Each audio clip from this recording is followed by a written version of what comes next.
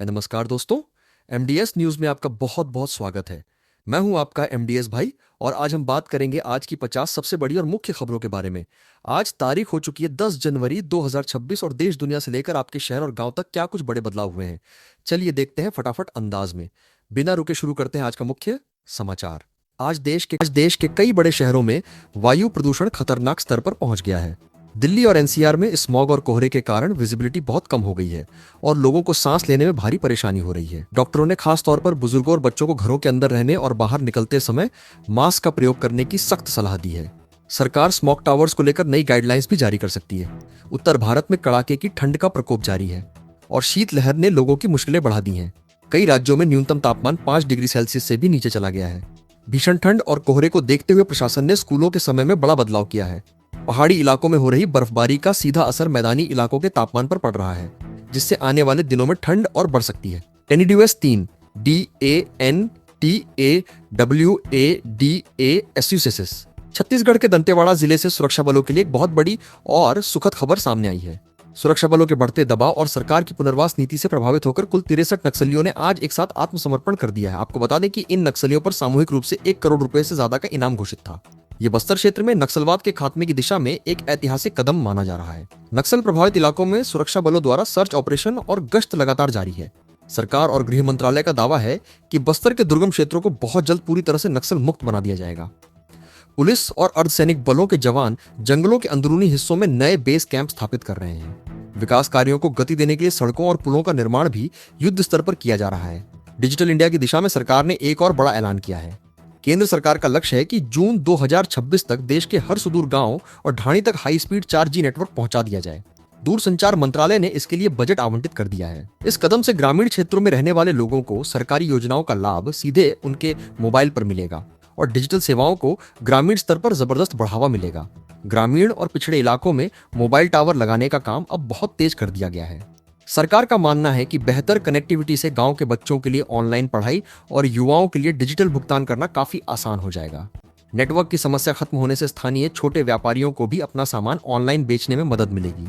कंपनियों को निर्देश दिए गए हैं कि वे डेडलाइन के भीतर अपना काम पूरा करें। आयुष्मान भारत योजना के तहत अब मरीजों को अस्पतालों में पहले से कहीं अधिक तेज और बेहतर इलाज मिल रहा है। स्वास्थ्य मंत्रालय ने पेमेंट सिस्टम को और भी पारदर्शी बना दिया है, जिससे अब पैनल में शामिल अस्पतालों को समय पर भुगतान किया जा रहा है। इससे अस्पतालों ने भी मरीजों को भर्ती करने में आनाकानी करना बंद कर दिया है। सरकार इस योजना के तहत इलाज के दायरे को और बढ़ाने पर विचार कर रही है। NEWS 8 H health card benefits. Ayushman health card आज गरीब परिवारों के लिए किसी वरदान से कम साबित नहीं हो रहा है। इस कार्ड के जरिए पात्र परिवारों को सालाना 5 लाख रुपए तक का मुफ्त इलाज निजी और सरकारी अस्पतालों में मिल रहा है। सरकार ने अपील की है कि जिन लोगों ने अभी तक अपना आयुष्मान कार्ड नहीं बनवाया है, वे नजदीकी जन सेवा केंद्र पर जाकर तुरंत आवेदन करें, ताकि गंभीर बीमारी के समय उन्हें आर्थिक तंगी का सामना न करना पड़े। उत्तर प्रदेश में IT और सॉफ्टवेयर सेक्टर बहुत तेजी से अपने पैर पसार रहा है। योगी सरकार ने लक्ष्य रखा है कि साल 2030 तक राज्य से होने वाले IT निर्यात को मौजूदा स्तर से दोगुना कर दिया जाए। इसके लिए नोएडा, लखनऊ और कानपुर जैसे शहरों में नए IT पार्क्स और डेटा सेंटर्स विकसित किए जा रहे हैं। राज्य सरकार की नई नीतियां विदेशी कंपनियों को भी उत्तर प्रदेश में निवेश करने के लिए आकर्षित कर रही हैं। देश में इलेक्ट्रॉनिक्स मैन्युफैक्चरिंग हब बनने की होड़ लगी है और इसका सीधा फायदा देश के करोड़ों युवाओं को मिल रहा है। मोबाइल, लैपटॉप और अन्य इलेक्ट्रॉनिक उपकरणों का उत्पादन भारत में बढ़ने से लाखों नए रोजगार के अवसर पैदा हो रहे हैं। सरकार की PLI स्कीम की वजह से बड़ी कंपनियां अब भारत में ही अपनी फैक्ट्री लगा रही हैं, जिससे स्किल्ड लेबर की मांग बढ़ गई है और बेरोजगारी दर में कमी आ रही है। अब मुंबई में BMC चुनाव की तारीखों के करीब आते ही राजनीतिक सरगर्मी 7वें आसमान पर पहुंच गई है। देश की सबसे अमीर नगर पालिका पर कब्जा करने के लिए सभी प्रमुख राजनीतिक पार्टियां एड़ी चोटी का जोर लगा रही हैं। प्रचार अभियान में तेजी आ गई है और हर वार्ड में बड़े नेताओं की सभाएं हो रही हैं।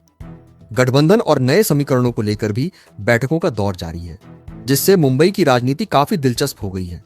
देश के कई अन्य हिस्सों में भी आगामी चुनावों को देखते हुए राजनीतिक रैलियों का दौर लगातार जारी है। सत्ता पक्ष और विपक्ष के बड़े नेताओं के बीच तीखी बयानबाजी और आरोप प्रत्यारोप का सिलसिला तेज हो गया है। जनता को लुभाने के लिए नेता बड़े बड़े वादे कर रहे हैं और नई योजनाओं का पिटारा खोल रहे हैं। सोशल मीडिया पर भी ये राजनीतिक जंग काफी आक्रामक रूप ले चुकी है, जहां हर बयान पर चर्चा हो रही है।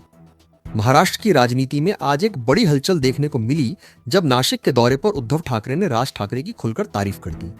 इस बयान के बाद राज्य में राजनीतिक चर्चाएं तेज हो गई हैं कि क्या भविष्य में दोनों भाई फिर से एक साथ आ सकते हैं।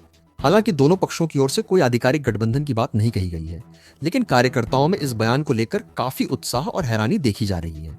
महाराष्ट्र नवनिर्माण सेना के प्रमुख राज ठाकरे ने अपने ताजा भाषण में मराठी मानुष और स्थानीय मुद्दों को लेकर मौजूदा सरकार पर कड़ा प्रहार किया। उन्होंने कहा कि सरकार मराठी युवाओं के हितों की रक्षा करने में विफल रही है। राज ठाकरे ने बुनियादी ढांचे और बेरोजगारी जैसे ज्वलंत मुद्दों को उठाते हुए चेतावनी दी कि अगर जल्द सुधार नहीं हुआ तो बड़ा आंदोलन किया जाएगा। उनके इस भाषण की गूंज पूरे महाराष्ट्र की राजनीति में सुनाई दे रही है।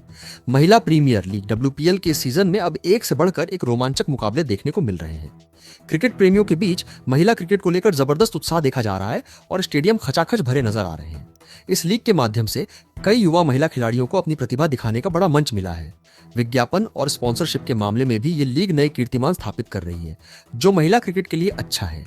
महिला प्रीमियर लीग में RCB की एक युवा महिला गेंदबाज ने अपने शानदार प्रदर्शन से पूरी दुनिया का ध्यान अपनी ओर खींच लिया है। उन्होंने अपनी सटीक लाइन और लेंथ से दिग्गज बल्लेबाजों को घुटने टेकने पर मजबूर कर दिया। खेल विशेषज्ञों का मानना है कि ये खिलाड़ी बहुत जल्द भारतीय नेशनल टीम का हिस्सा बन सकती है। RCB के फैंस अपनी टीम की इस नई खोज को लेकर काफी उत्साहित हैं और सोशल मीडिया पर उनकी खूब तारीफ हो रही है। देश और दुनिया की हर छोटी बड़ी खबर पर न्यूज चैनलों की पैनी नजर बनी हुई है और पल पल के अपडेट्स दर्शकों तक पहुंचाए जा रहे हैं। चाहे वो खेल का मैदान हो, राजनीति का गलियारा हो या मनोरंजन की दुनिया, न्यूज एंकर्स लगातार ब्रेकिंग न्यूज के माध्यम से लोगों को जागरूक रख रहे हैं। तकनीक के इस दौर में अब मोबाइल ऐप और डिजिटल माध्यमों से भी खबरें सेकंडों में लोगों के पास पहुंच रही हैं, जो काफी प्रभावी है। बड़ी खबरों के बीच न्यूज चैनलों और प्रशासन ने एक बार फिर आम जनता से सोशल मीडिया पर फैलने वाली अफवाहों से बचने की पुरजोर अपील की है। कई बार गलत जानकारियों की वजह से समाज में भ्रम और डर का माहौल बन जाता है। लोगों को सलाह दी गई है कि किसी भी संवेदनशील खबर को शेयर करने से पहले उसकी सत्यता की जांच आधिकारिक सूत्रों से जरूर कर लें। पुलिस की साइबर सेल भी ऐसी भ्रामक खबरों पर कड़ी निगरानी रख रही है। देश के कई राज्यों में अब स्कूलों की सुबह की असेंबली यानी प्रार्थना सभा में छात्रों को देश और दुनिया की ताजा खबरें सुनाने का एक नया चलन शुरू किया गया है। इसका उद्देश्य बच्चों को पढ़ाई के साथ साथ बाहरी दुनिया में हो रही गतिविधियों से जोड़े रखना है। छात्र खुद ही न्यूज बुलेटिन तैयार करते हैं और मंच से इसे साथियों के सामने पेश करते हैं। शिक्षकों का कहना है कि इससे बच्चों के सामान्य ज्ञान में काफी सुधार देखने को मिल रहा है।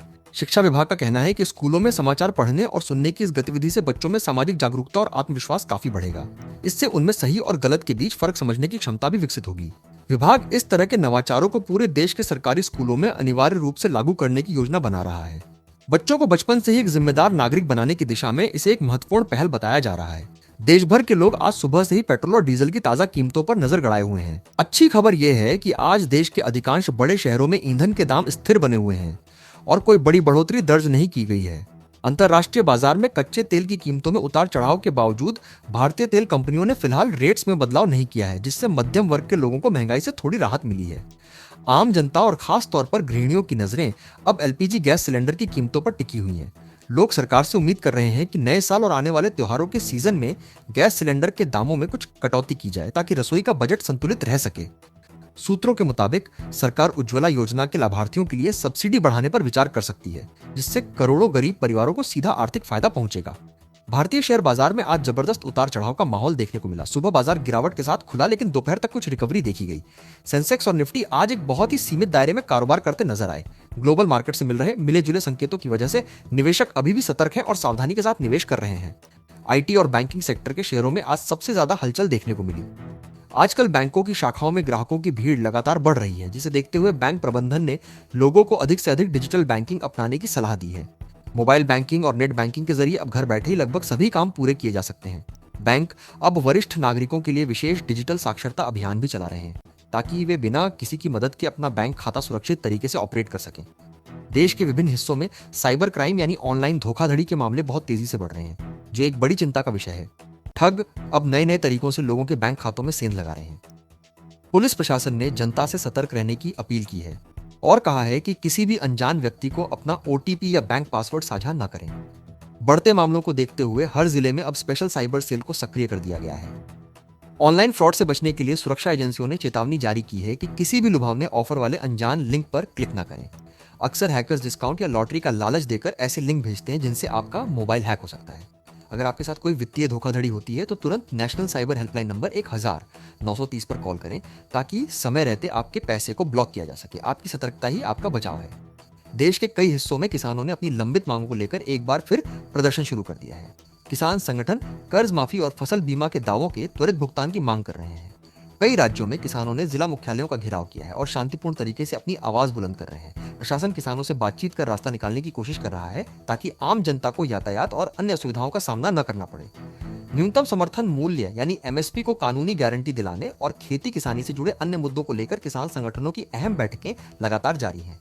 किसान नेता अपनी भविष्य की रणनीति तैयार कर रहे हैं और सरकार पर दबाव बनाने की कोशिश कर रहे हैं। उधर सरकार का कहना है कि वे किसानों की आय बढ़ाने के लिए प्रतिबद्ध हैं और कृषि बजट में लगातार बढ़ोतरी कर रहे हैं। एमएसपी कमेटी की रिपोर्ट का भी सभी को बेसब्री से इंतजार है। भारतीय मौसम विभाग ने आज कई राज्यों के लिए भारी ठंड और बेमौसम बारिश का येलो अलर्ट जारी किया है। पश्चिमी विक्षोभ के सक्रिय होने के कारण राजस्थान, पंजाब और हरियाणा के कुछ हिस्सों में हल्की से मध्यम बारिश होने की संभावना है। उत्तर प्रदेश और बिहार में अगले 48 घंटों तक घना कोहरा छाए रहने की चेतावनी दी गई है। खराब मौसम को देखते हुए प्रशासन ने लोगों को अनावश्यक यात्रा से बचने और गर्म कपड़े पहनने की सलाह दी है। देश के कुछ पहाड़ी और तटीय इलाकों में हुई अचानक भारी बारिश से सामान्य जनजीवन काफी प्रभावित हुआ है। सड़कों पर जलजमाव होने की वजह से यातायात की रफ्तार थम गई है और कई जगहों पर बिजली आपूर्ति बाधित हुई है। स्थानीय प्रशासन राहत और बचाव कार्य में जुट गया है और निचले इलाकों में रहने वाले लोगों को सुरक्षित स्थानों पर पहुंचाया जा रहा है। किसानों की फसलों को भी इस बेमौसम बारिश से नुकसान होने की आशंका जताई जा रही है। कोहरे और कम विजिबिलिटी की वजह से देश के अलग अलग नेशनल हाईवे पर कई दुखद सड़क हादसों के मामले सामने आए हैं। पुलिस ने वाहन चालकों से अपील की है कि वे हाईवे पर अपनी रफ्तार धीमी रखें और फॉग लाइट का अनिवार्य रूप से इस्तेमाल करें। ट्रैफिक नियमों का पालन न करने और तेज रफ्तार की वजह से कई कीमती जानें जा रही हैं। सरकार अब ब्लैक स्पॉट्स यानी दुर्घटना संभावित क्षेत्रों की पहचान कर वहां सुरक्षा बढ़ाने पर काम कर रही है। ठंड और छुट्टियों के इस मौसम में देश के प्रमुख रेलवे स्टेशनों पर यात्रियों की भारी भीड़ देखी जा रही है। लंबी दूरी की ट्रेनों में वेटिंग लिस्ट काफी बढ़ गई है, जिसे देखते हुए रेलवे ने कई रूटों पर विशेष विंटर स्पेशल ट्रेनें चलाने का फैसला किया है। यात्रियों की सुरक्षा और सहायता के लिए स्टेशनों पर अतिरिक्त पुलिस बल और हेल्प डेस्क तैनात किए गए हैं। प्लेटफॉर्मों पर भीड़ प्रबंधन के लिए भी कड़े इंतजाम किए गए हैं ताकि कोई अप्रिय घटना न हो। भारतीय रेलवे की premium train Vande Bharat express को यात्रियों से हर रूट पर शानदार रिस्पांस मिल रहा है। इसकी आधुनिक सुविधाओं और तेज रफ्तार की वजह से लोग हवाई यात्रा के बजाय अब वंदे भारत को प्राथमिकता दे रहे हैं। रेलवे बोर्ड अब स्लीपर वंदे भारत को जल्द ही लॉन्च करने की तैयारी में है, जिससे रात का सफर और भी आरामदायक हो जाएगा। मेक इन इंडिया के तहत बनी ये ट्रेन भारतीय रेलवे की नई पहचान बनती जा रही है और इसकी लोकप्रियता लगातार बढ़ रही है। देश में हवाई यात्रा करने वाले यात्रियों की संख्या में भी रिकॉर्ड बढ़ोतरी दर्ज की गई है। त्योहारों और छुट्टियों की वजह से एयरलाइंस कंपनियों की बुकिंग लगभग फुल चल रही है। एयरपोर्ट्स पर यात्रियों की भारी भीड़ को देखते हुए चेक इन और सुरक्षा जांच की प्रक्रिया को और तेज कर दिया गया है। कई नए घरेलू रूटों पर उड़ानों की संख्या बढ़ाई गई है ताकि आम लोगों को भी हवाई सफर की सुविधा मिल सके। किराए में स्थिरता रखने के लिए सरकार एयरलाइंस से चर्चा कर रही है। नई शिक्षा नीति के तहत देश भर के स्कूलों में अब बड़े संरचनात्मक बदलाव किए जा रहे हैं। रट्टा मारने वाली शिक्षा के बजाय अब प्रयोगात्मक और कौशल आधारित शिक्षा पर जोर दिया जा रहा है। छठी कक्षा से ही बच्चों को कोडिंग और व्यावसायिक शिक्षा दी जाएगी। इसके साथ ही भारतीय भाषाओं में पढ़ाई को बढ़ावा देने के लिए नए पाठ्यक्रम तैयार किए गए हैं। सरकार का लक्ष्य है कि आने वाले सालों में भारत की शिक्षा प्रणाली को दुनिया के सर्वश्रेष्ठ मानकों के समकक्ष लाया जा सके। सीबीएसई और विभिन्न राज्यों की बोर्ड परीक्षाओं की तैयारी में देश के लाखों छात्र दिन रात जुटे हुए हैं। परीक्षाओं के शुरू होने में अब बहुत कम समय बचा है, जिसे देखते हुए स्कूलों में क्रैश कोर्स और मॉक टेस्ट कराए जा रहे हैं। शिक्षा मनोवैज्ञानिकों ने छात्रों को सलाह दी है कि वे तनाव मुक्त रहकर पढ़ाई करें और पर्याप्त नींद लें। बोर्ड ने भी इस बार परीक्षा केंद्रों पर नकल रोकने के लिए कड़ी सुरक्षा और सीसीटीवी निगरानी के इंतजाम किए हैं।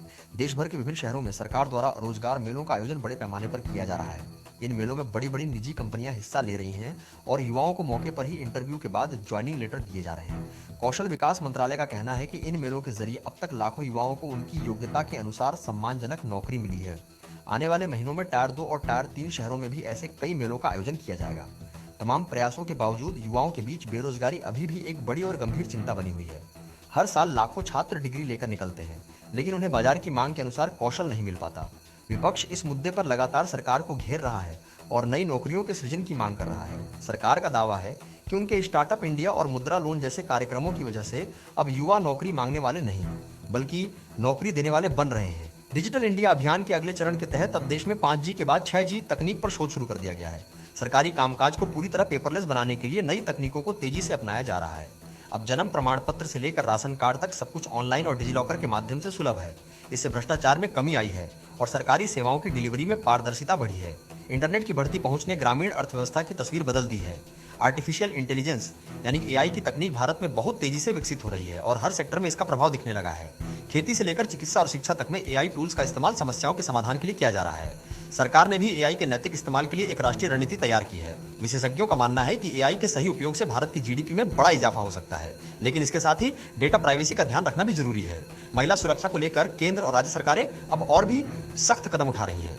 सार्वजनिक स्थानों पर सीसीटीवी कैमरों का जाल बिछाया जा रहा है और निर्भया फंड के तहत कई नई योजनाओं को लागू किया गया है। पुलिस ने महिलाओं के लिए विशेष हेल्पलाइन नंबर और मोबाइल ऐप्स लॉन्च किए हैं जो संकट के समय तुरंत सहायता पहुंचाते हैं। अदालतों से भी अपील की गई है कि महिलाओं के खिलाफ अपराध के मामलों में फास्ट ट्रैक सुनवाई कर दोषियों को कड़ी सजा दी जाए। देश की विभिन्न अदालतों में आज कई अहम और संवेदनशील मामलों की सुनवाई चल रही है जिन पर पूरे देश की नजर है। सुप्रीम कोर्ट में प्राइवेसी और पर्यावरण से जुड़े कुछ महत्वपूर्ण याचिकाओं पर फैसला आने की उम्मीद है। अदालतों में लंबित मामलों को कम करने के लिए अब लोक अदालतों और मध्यस्थता केंद्रों को बढ़ावा दिया जा रहा है। न्यायपालिका को आधुनिक बनाने के लिए ई कोर्ट प्रोजेक्ट पर भी तेजी से काम चल रहा है ताकि आम आदमी को समय पर न्याय मिल सके। चुनाव आयोग ने आगामी चुनावों को देखते हुए सभी मतदाताओं से रिकॉर्ड संख्या में मतदान करने की भावुक अपील की है। आयोग विशेष रूप से युवाओं और पहली बार वोट देने वाले मतदाताओं को जागरूक करने के लिए बड़े पैमाने पर सोशल मीडिया कैंपेन चला रहा है। वोटर लिस्ट को अपडेट करने का काम पूरा हो चुका है और अब बूथ लेवल पर तैयारियां की जा रही हैं। लोकतंत्र की मजबूती के लिए हर एक वोट की कीमत को समझाया जा रहा है ताकि मतदान प्रतिशत में ऐतिहासिक सुधार हो। चुनाव आयोग ने एक बार फिर दोहराया है कि ईवीएम यानी इलेक्ट्रॉनिक वोटिंग मशीन के जरिए मतदान पूरी तरह से सुरक्षित है और इसमें किसी भी तरह की छेड़छाड़ संभव नहीं है। आयोग का कहना है कि तकनीकी रूप से ईवीएम को फुल प्रूफ बनाया गया है और हर चुनाव से पहले इसकी कड़ी जांच की जाती है। वीवीपैट मशीनों के इस्तेमाल से पारदर्शिता और भी बढ़ गई है। जनता से अपील की गई है कि वे किसी भी भ्रामक जानकारी या अफवाहों पर विश्वास न करें और गर्व से अपना वोट डालें। भारतीय क्रिकेट टीम की हालिया जीत का जश्न आज पूरे देश में बड़े उत्साह के साथ मनाया गया। प्रशंसकों ने सड़कों पर निकलकर आतिशबाजी की और तिरंगा लहराया। टीम के खिलाड़ियों ने शानदार टीम वर्क दिखाते हुए विपक्षी टीम को करारी शिकस्त दी है। सोशल मीडिया पर भी क्रिकेट जगत के सितारों और राजनेताओं ने टीम को इस ऐतिहासिक जीत की बधाई दी। इस जीत ने आगामी बड़े टूर्नामेंटों के लिए भारतीय टीम का मनोबल काफी ऊंचा कर दिया है, जिससे फैंस की उम्मीदें बढ़ गई हैं। पेरिस और उसके बाद होने वाले ओलंपिक खेलों की तैयारी में भारतीय खिलाड़ी अब पूरी गंभीरता और जी तोड़ मेहनत के साथ जुटे हुए हैं।